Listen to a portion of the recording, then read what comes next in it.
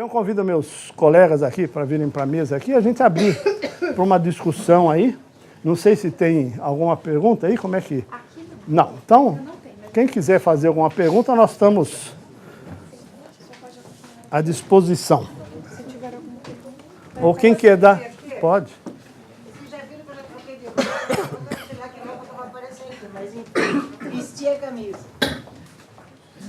É evidente que as perguntas não surgiriam, porque é um assunto difícil. Mas eu queria inverter. Se os senhores me permitirem, eu queria perguntar para os senhores, que são pediatras, quem aqui já recebeu paciente, criança ou adolescente, e que na entrevista foi dito que já tem experimentado ou cigarro, quem já recebeu?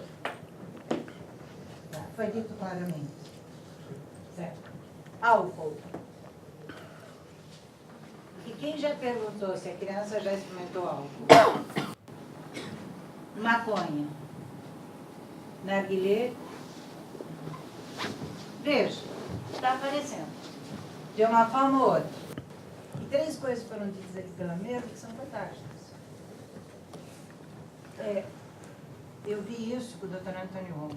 Ele estava na Jovem Pan, a gente estava conversando, e ele falou assim, Isilda, acho que eu vou chamar para consulta as empregadas, porque quando a gente chama a mãe vem com a criança, aí ele fala assim, bom, o que ela comeu? Não sei se eles são... Olha, o que foi que ela comeu? O seu filho acorda e vai dormir que hora? Minutinho. A empregada sai, a senhora, por favor, só traga a moça que cuida dele, porque o que está acontecendo? A gente sempre tem muito isso com os jovens. O jovem não está mais habituado, a mãe, não existe mais uma coisa fundamental. Na minha casa teve, na de vocês teve, que é o seguinte, sabe aquele horário que a família senta? E todo mundo tem que estar, minha avó me ensinou isso. Ai de quem não estivesse naquele horário, que era um domingo, era assim uma vez por dia, ela reunia os filhos para almoçar, ela reunia os... Minha avó era paupérrima, era líder do bairro, sem nenhuma condição. E ela reunia os filhos, sabe para quê? Não é pelo que tem à mesa. É uma coisa simples, um leite, um café, um pão com manteiga, que ela fazia o pão. Mas era para ouvir o neto. E hoje, infelizmente, qual é o perfil das famílias que vocês atendem? As famílias sentam-se, mas todo mundo está no SMS. Tudo bem, tá. Não, agora não, porque... Peraí, eu tenho que responder isso. Não, mas você vai me perguntar agora? Não. As pessoas sentam, eu observo isso no restaurante. Como eu trabalho pouco, eu trabalho 24 horas, eu também tenho esse problema, mas eu ligo para o meu filho. Ele sabe, eu sei onde ele está. Porque a gente logo senta. Agora, a família não está mais sentando para conversar com o filho. Não, o pior é assim, a família está junta... Por favor, aqui, desligada. Não, o pior de tudo é a família estar junta e se comunicando por SMS. Isso é o fim do mundo. Para mim é o fim dos tempos. É os filhos pegam. Estão juntos, sentados junto, ninguém se fala. Deixa eu contar uma história para você, já que você contou, eu também vou contar. É o seguinte, outro dia eu estava na campanha e eu fiquei surpresa com que estava assistindo um promotor. Estava lá no fundo. Quando ele se identificou, eu falei, estou presa. Estou presa, pronto. Porque a gente fala muito contra a maconha, a gente coloca os dependentes, especialistas para falar, e aí a coisa pega fogo. Por quê? Aquele que estava lá de costa para a gente, é o primeiro a vir para frente, e quem abrir a boca fala assim, você não está entendendo, eu quero ouvir. Eles não, a gente não precisa pôr disciplina.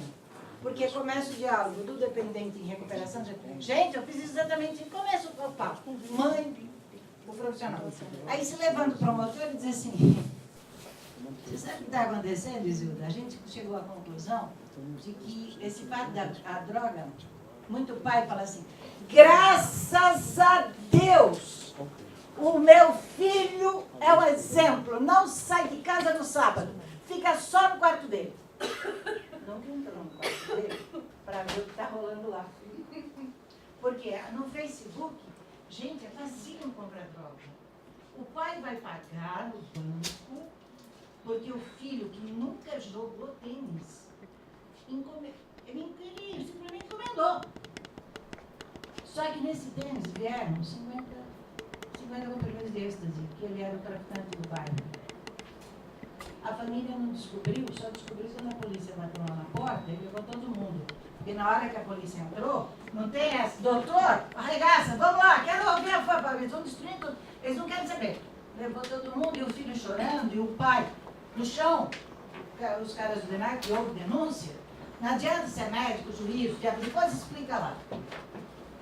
E aí caiu a ficha que o filho nunca tinha jogado tênis. E como é que o pai pagou o negócio de tênis? Festa fora de São Paulo. As benditas festas de fim de ano. Tem empresas, digo isso como jornalista, fui atrás. Tem empresa especializada em entrar na escola. As escolas não querem mais, se os senhores perguntarem para os pais, não tem essa de... Eu me formei no fundamental, eu tenho que ir para, sei lá, essas praias paradisíacas. Não é isso, papai. Não dá certo. O que Davi Lippe, meu amigo particular, antes de ser secretário, já me alertava na época que eu cobria saúde, faz tempo.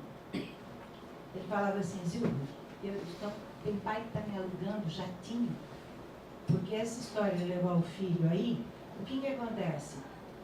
Não vai o responsável, não vai ninguém, e essas festas é para beber e fazer tudo que é proibido. Eu já vi em aeroporto, filha de juiz, chegando, o pai e a mãe, porque pai aí é pai do filho é teu, hein? Filho é teu, você não soube educar, eu falei, eu tinha compromisso, desculpa, são poucos os pais presentes, sobra tudo pra gente. A gente é super mulher, a gente tem que estar linda, maravilhosa, magra, né? Magra, maravilhosa, e trabalhar feito uma louca e pôr limite na casa. Tem que ter compartilhamento, e vocês conseguem isso. E como pediatras, vocês estão falando como profissional. Pai e mãe têm que falar a mesma linguagem. Se pai e mãe não conversam, se pai e mãe estão no SMS, se pai e mãe não sabem o que está no Face, o Face é a forma mais rápida de comprar droga. E ela passa por todos os sistemas. Né? Chega na casa, na casa com, pago no banco. Paga, chega pelo correio. O correio diz, mas eu não tenho como controlar isso. A maconha que está se usando hoje é sintética. A festa que os nossos filhos vão não é a maconha que nós conhecemos, é sintética. Aquele menino que morreu na USP, aquele último, foi com uma droguinha aqui, a milimétrica. Ela é desse tamanhozinho. Chama-se N-Bomb. Diz que o Instituto Médico Legal é Jovem Pan. Hoje, o pessoal, e eles achavam que é LSD. Não. Pode se comprar na internet. Ela dá uma sensação de, durante praticamente 10, 12, 15 horas, essa pessoa que pôs uma coisinha milimétrica debaixo da língua e começa com a cerveja, tudo bem, esse menino que morreu nunca tinha usado droga. Ele foi no embalo dos colegas depois que ele bebeu. Depois que ele bebeu, fica assim. Por que ele se atirou no lago? Porque esse animal me dá um calor que de onde ele tiver e ele vir um negócio d'água, ele vai se atirar. Estou cansada de acompanhar psiquiatra em caso de suicídio. Suicídio adolescente. Você vai ser internada e... Mas olha, mãe, não dá mais fácil. Isso puxa. A mãe tem coração mole e desinformação. Quando ela encontrar, a filha já se jogou. Não sei. O programa Braços Abertos aumentou consideravelmente o número de meninas grávidas na região da Cracolândia e ninguém sabe quem é o pai. As grávidas da Cracolândia, adolescentes, são jogadas no chão, o parto é feito pela polícia militar, essas crianças são levadas para adoção. E ninguém sabe quem são essas crianças. Então, assim, tudo que foi dito aqui gira em torno do negócio palavra. Como é que eu me comunico com o meu paciente?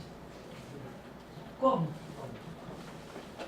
Uma inquietação pessoal. Há pouco tempo atrás eu fui chamado para conversar com pais, famílias, eu vou fazer esse paralelo, você vai entender, sobre internet. Internet, a questão da segurança, a questão dos riscos e as questões que isso levanta para a adolescência.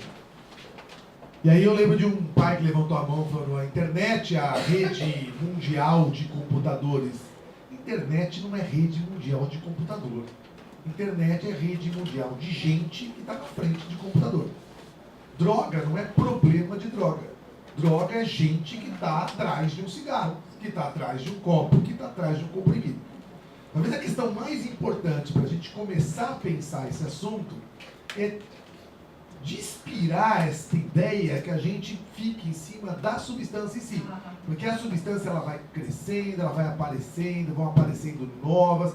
A Zilda colocou uma aqui, assim, quem imaginava que um dia 5 moleques da escola Bambambam de São Paulo fossem ferver fita cassete velha, aquele fio da fita, e fossem experimentar uma intoxicação pública. Eu nunca estudei isso e me recuso a estudar. Mas se a gente ficar em cima da substância em si, a gente vai se perder, a gente vai se sentir fraco, a gente vai se sentir distante, não é nossa praxis, a gente não manja. O melhor toxicologista de São Paulo não vai conhecer todas as drogas que existem.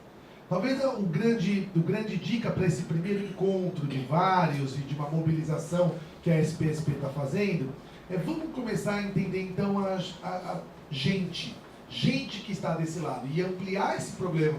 Eu tive meninas que eu acompanhei, meninas que engravidaram na periferia de São Paulo, eu também vou fazer esse paralelo, e as meninas disseram assim: você sabe que depois que eu engravidei, o professor descobriu meu nome. Depois que eu engravidei, meu pai colocou a mão na minha barriga. Fazia tempo que ele não fazia isso. Depois que eu engravidei, eu consegui consulta na unidade de saúde. Porque se eu fosse marcar uma consulta de rotina não grávida, ia demorar 3 meses. A rotina de uma mulher grávida, hoje em São Paulo, por exemplo, em 2 semanas você está matriculada. Ainda ganha um kitzinho de gravidez. Entender os grandes problemas que afligem um adolescente também passa por entender essas questões que envolvem. Eu tenho esse grupo que eu te mostrei aqui numa foto que trabalha comigo de adolescentes. Eu faço uma atividade com teatro e a gente faz umas divulgações sobre entender a adolescência. Existe em São Paulo uma região... Está gravando isso? Está gravando, né? Não tem problema. Existe uma região em São Paulo chamada terceira balsa, uma região periférica aqui no sul de São Paulo. Essa terceira balsa, ela atravessa, ela vai em direção ao litoral, às represas Billings, a parte mais distante da represa. Existe um problema hoje muito sério de tráfico de drogas ali na região, e a polícia naquela região, que não acontece em várias regiões de São Paulo, mas naquela região está muito em cima, então está muito difícil, está ficando muito difícil a vida do traficante. E a molecada é cooptada para fazer esse transporte nessa terceira balsa. E essa molecada trabalha comigo e de vez em quando a gente vai para fazer uma atividade em algum local, tal, e aí quais são os honorários do professor Benito, quais são os honorários de toda a equipe que vai para o professor Benito. E o máximo que eu consigo negociar com uma cidadezinha pequenininha que me convida é pagar, sei lá, 60, 80, 100 reais ali para o adolescente me ajudar. Eles me ajudam a formatar essa... O exemplo parece simples, mas você vai entender. E uma vez um menino falou: cara, você paga 80 reais para eu estar aqui com você, o cara me paga 170 para fazer o transporte. É triste a briga. A briga é grave, porque nós não temos cacife para essa briga. Nós não temos cacife. Então, a ideia é isso. Vamos conversar com os nossos pacientes, com os nossos adolescentes, com as nossas famílias, numa leitura de uma anamnese mais ampliada, numa leitura de resiliência, não importa qual seja o fator de resiliência que você tem mais habilidade de trabalhar, e porque o trabalho é árduo, o trabalho é grande, né? As dificuldades. Hoje, não sei se vocês já atenderam isso, e eu quero trazer um pouco de uma contribuição. Eu sei que vários dos senhores têm consultórios particulares, eu também tenho um consultório particular aqui na região da Paulista, mas hoje você sabe que o maior desejo de uma menina adolescente é ser a namorada do dono da biqueira. Isso tem um valor, você não tem ideia de qual o valor hoje para uma menina ser a namorada, ser o primeiro parceiro, ser uma das parceiras do dono que controla ali a biqueira. É quase que um desejo de ascensão. A gente vive uma sociedade hoje, você sabe muito bem, que tem duas características perniciosas. Uma é uma característica de que só é quem é visto, só é quem aparece, só é quem é visível, só é quem é famoso, só é quem se mostra, né? O primeiro homem que pisou na Lua tirou 5 fotos. Menina agora de manhã já me mandou no WhatsApp, uma paciente minha, já tirou 30 só no banheiro, que ela entrou agora e tirou no vidro do banheiro, no espelho do banheiro, as fotinhos dela. Entende isso? Quer dizer, 5 fotos na Lua e 30 fotos a menina tirou agora entrando escovando o dente ou se fotografando. E uma outra característica pós-moderna que a gente precisa levar em consideração é uma sociedade de uma certa rapidez. E essa rapidez significa, entre ter vontade e fazer, o tempo está ficando muito curto. Entre ter vontade e fazer, o tempo está ficando cada vez mais rápido. E esse ponto é importante. Por quê? Porque eu falei para vocês que talvez uma das estratégias seja o calma. Calma. Calma para a tua primeira transa.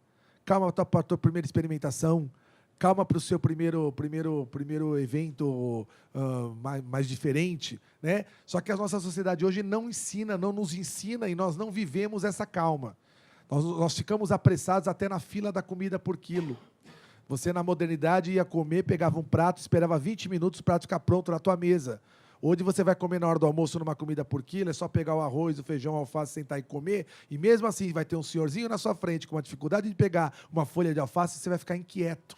Você vai ficar inquieta, meio que dizendo, anda, velhinho, anda. Não é assim? Nós somos intranquilos até na fila da comida por quilo. Eu digo isso porque a gente tem que ter paz no nosso coração, porque uma das estratégias mais promissoras no assunto droga é, repito, a palavra calma.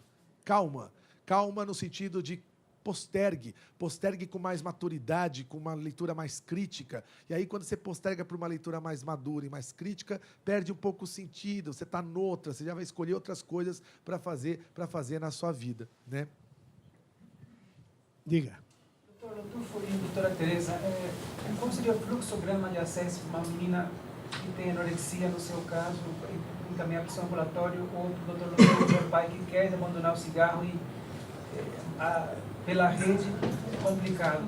Veja, existem vários centros de tratamento gratuito, né? Quer dizer, o melhor tratamento para isto, em relação ao tabagismo, é terapia em grupo, que é muito semelhante ao AA, por exemplo, para álcool, é a mesma coisa que a gente faz, né? Então, não tem muita... qualquer terça-feira de manhã, às 8 horas da manhã, estando no hospital universitário, procurar o grupo antitabágico, a gente recebe quem estiver lá. Não existe uma negativa, porque a hora que esse paciente nos procura, você tem que aproveitar aquele momento. Se eu marcar para ele voltar daqui a 3 semanas, no horário, acabou, morreu, nem vem. Então, se você abrir o site do Cratod, tem.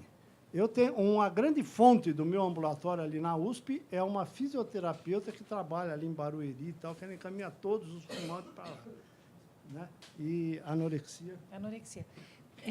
A gente pode marcar uma triagem, e aí a gente trabalha numa interface clínica e psiquiatria, justamente o ambulatório da Ibiatria, né, que tem o Benito aqui, que está me confirmando, é possível que a gente faça isso.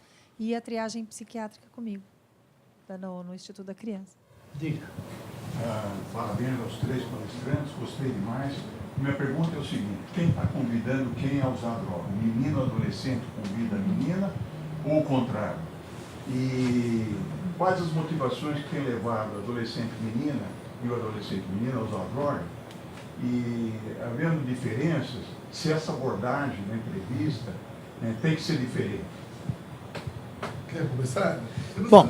Eu só não sei se tem motivação ou são brechas preenchidas com outras coisas que poderiam já estar sendo preenchidas. Eu insisto eu poderia desenhar para você umas 10 características de um adolescente que os tornam vulneráveis a isso. E essas 10 características podem ser trabalhadas para o bem ou para o mal. Você pode escolher da maneira como você trabalha. Então, eu não consigo compreender essa coisa da motivação. Eu vou escolher... A Isilda colocou a ideia dos... Você sabe que se o ano que vem, em julho, no mês branco, novamente, a sociedade não tem palestrante para convidar, Acontece alguma coisa com o Lotufo, essa tosse vira uma pneumonia grave, ele morre. A Tereza vira anorexica, morre. E eu também vou partindo dessa para melhor. O ano que vem não tem convidado. Quem que vocês convidam? Convidam um traficante. Um traficante manja de adolescente, vocês não têm ideia. Mas ele bota a Ibiatra no bolso. Ele bota a gente no bolso.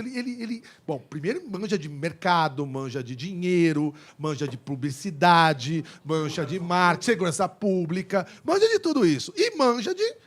Faz uma ótima psicoterapia, direcionada, breve, bem breve, inclusive, rápida, né? Então, assim, obviamente, você tem um meio propício, um meio, a gente brinca, né? Vivemos num meio obesogênico, vivemos num meio maconhogênico. Maconhogênico na sua concepção. Pega um indivíduo vulnerável, que tem particularidades características, você tem o prato cheio. E uma estrutura de apoio fraca, né? Uma estrutura de apoio à saúde fraca, uma estrutura de apoio à saúde que nós somos, ao mesmo tempo, algozes e vítimas. Cuidado. O senhor sabe que, nesse país, o assunto droga é tratado pela Secretaria de Segurança Pública. Não era um assunto capitaneado pela saúde. Poderia ser. Pelo menos na minha concepção, poderia ser. Aqui no país, ele é capitaneado pela segurança pública. Então, é uma conjunção de fatores. Uma vulnerabilidade individual, uma estratégia de marketing, de dinheiro. A gente sabe que isso existe. Os R$180 versus os meus 80. Aí é legal ouvir o moleque falando assim, mas eu fico com os teus 80. Mas, assim, é desesperador. Dá vontade de dizer, eu não tenho mais 80 para te dar. Mas é mais ou menos essa leitura. De menino e menina, acho que o Lotufo tem dados um pouco mais atuais também, no sentido assim, estão ambos no mesmo barco. Depende da droga, depende da substância, depende do momento. Depende da droga, depende da substância. Acho que não tem uma diferença significativa. Agora, tem uma expressão bem legal, que acho que é tomada pela psicanálise, é o devir de sujeito. Isso acho que não deu para falar.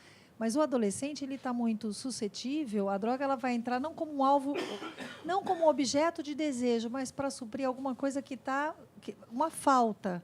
Então, e aí, você falou menino e menina, eu achei sensacional, porque assim, a questão também do outro, do sexo. Então, ela vai entrar, que alvo, que elemento ela vai ser a partícula. Eu vou usar aqui vou fazer uma extrapolação com a anorexia. Ela entra como um signo, aspas, um signo de amor, de conquista, de sedução, na dialética amorosa, aí nesse início da experimentação. Então, eu não sei se ajuda a pensar assim. Hoje, a frequência, uso de álcool ou qualquer outra droga, homem, mulher, é igual. E as meninas estão bebendo até mais do que os meninos. Ou no Rio Grande do Sul, as meninas estão fumando mais do que os meninos, já que a indústria tabaqueira é de lá e assim vai. Então, não tem diferença. Eu só acho que a gente tem que começar a trabalhar antes. Antes. É intraútero, como eu falo. Intraútero, depois na puericultura, depois na criança menor, e isso tem que ser contínuo. Não adianta, a hora que eu estou me preocupando com um garoto de 15 anos, que já foi, é antes. Então, temos que trabalhar com as famílias. Eu digo que o pediatra é um médico de família para trabalhar isso.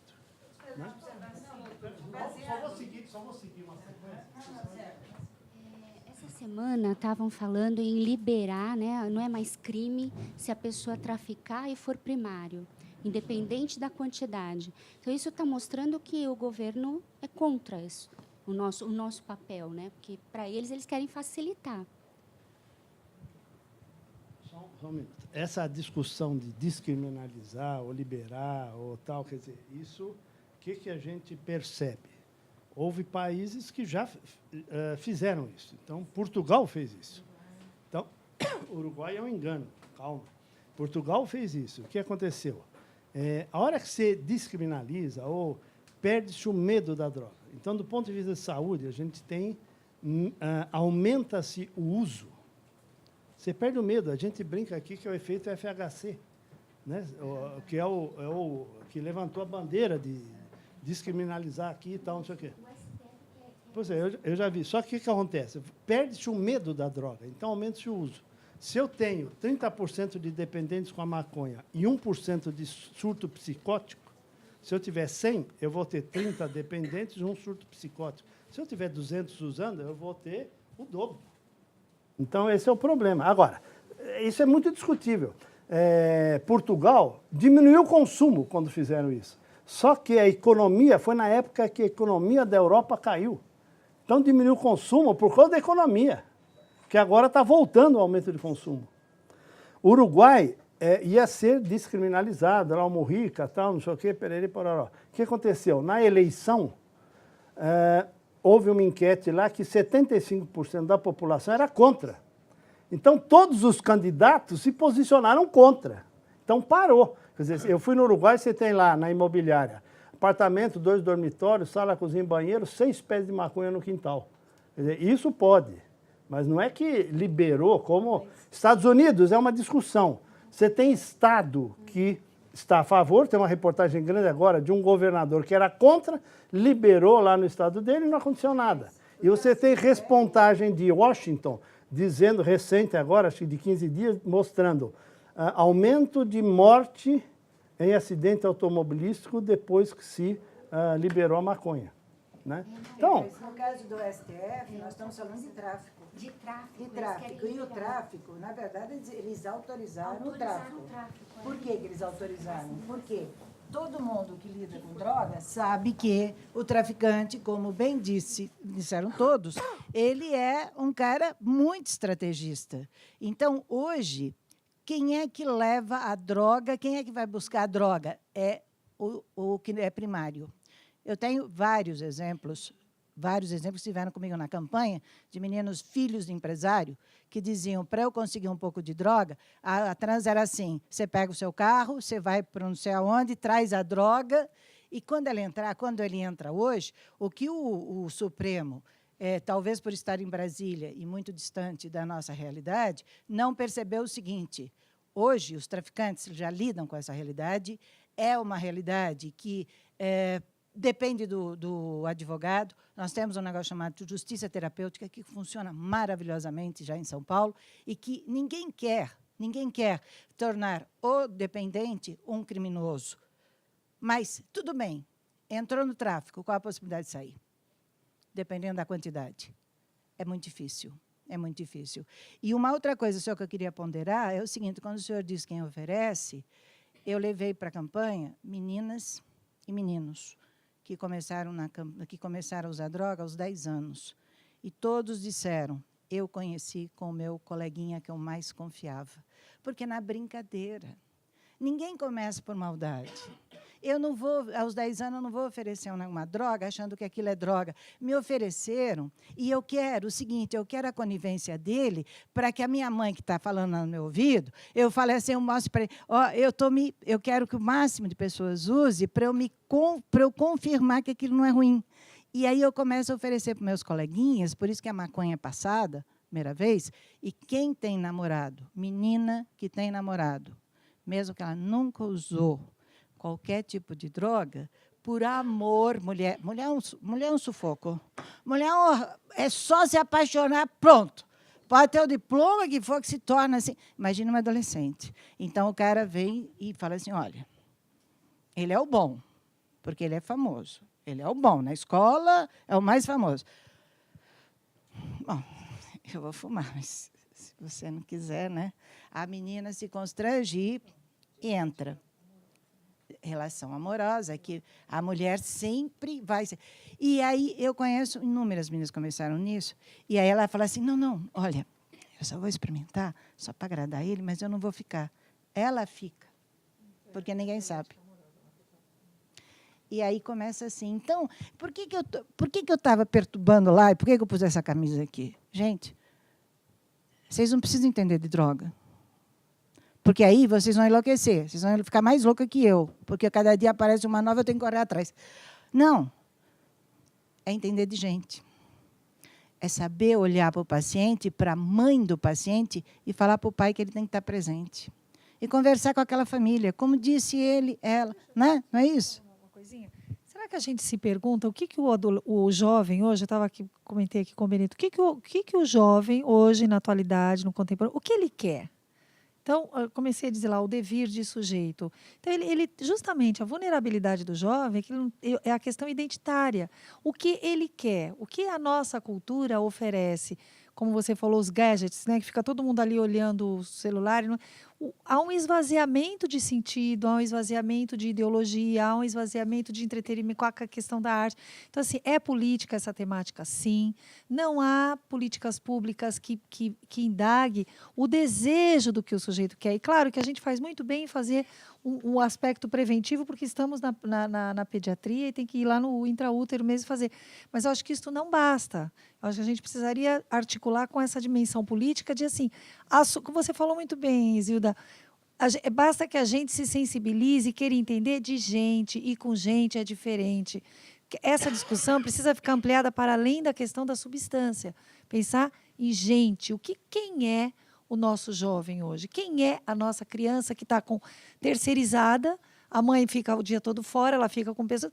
Quer dizer, aí, quando já está na adolescência, como disse o Freud, já é o tempo 2.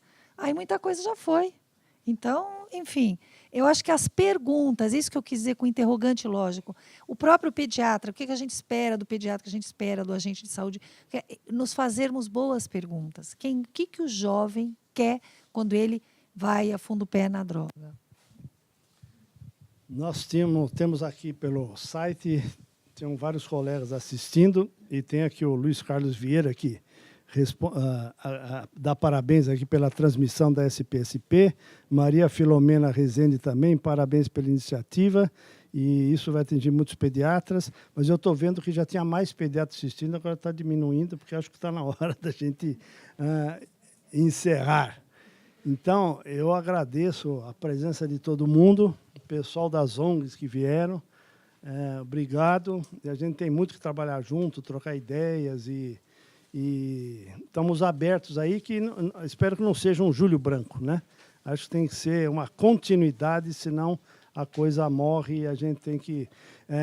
eu conversei com uma deputada, dentro de todos que eu conversei aqui, quem melhor me recebeu foi a Luísa Erondina. Eu sou apolítico, ela também eu acho que é meio apartidária, porque qualquer lugar que você vai, essa mulher ela é elogiada em qualquer partido que você ande por lá.